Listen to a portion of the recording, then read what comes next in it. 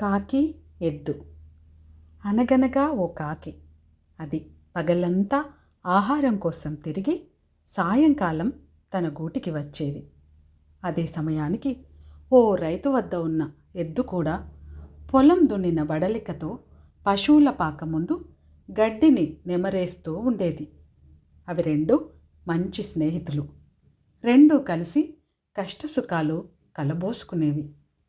ఓ రోజు ఎద్దును చూసి కాకి, మిత్రమా, నువ్వెంత వెర్రిదానివి! ఆ రైతు చూడు, నీ మెడపై కాడిని ఉంచి పగలంతా చాకిరీ చేయించుకుని సాయంత్రానికి 4 గడ్డి పరకలు కాస్త కుడితి నీ ముఖాన పడేసి చేతులు దులుపుకుంటున్నాడు.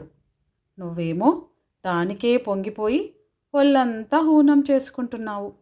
నీ గిట్టలన్నీ అరిగిపోయాయి, మెడ పొడుసుకుపోయి మచ్చలు పడ్డాయి. అదే నేను చూడు, నాకు నచ్చిన ఆహారం కనిపించగానే టక్కున ముక్కుతో కరుసుకుపోతాను. అది ఎవరిదైనా లెక్క పెట్టను.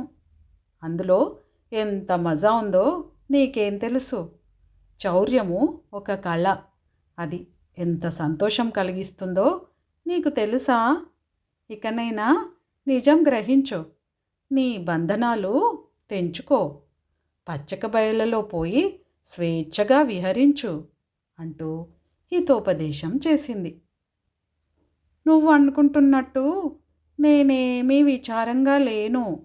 నా కష్టంతో ఓ రైతు కుటుంబానికి సేవ చేయడమే కాక ఎంతోమంది ప్రజలకు ఆకలి తీరుస్తున్నానని సంతృప్తిగా ఉంది. అది నాకు సంతోషాన్ని, బలాన్ని ఇస్తుంది. కాబట్టి నీ సలహాను పాటించలేకపోతున్నందుకు క్షమించు అని తాపీగా చెప్పింది ఎద్దు. ఆ మాటలతో కాకికి కళ్ళు తెరుచుకున్నాయి. తన ప్రవర్తనను మార్చుకోవాలని నిర్ణయించుకుంది.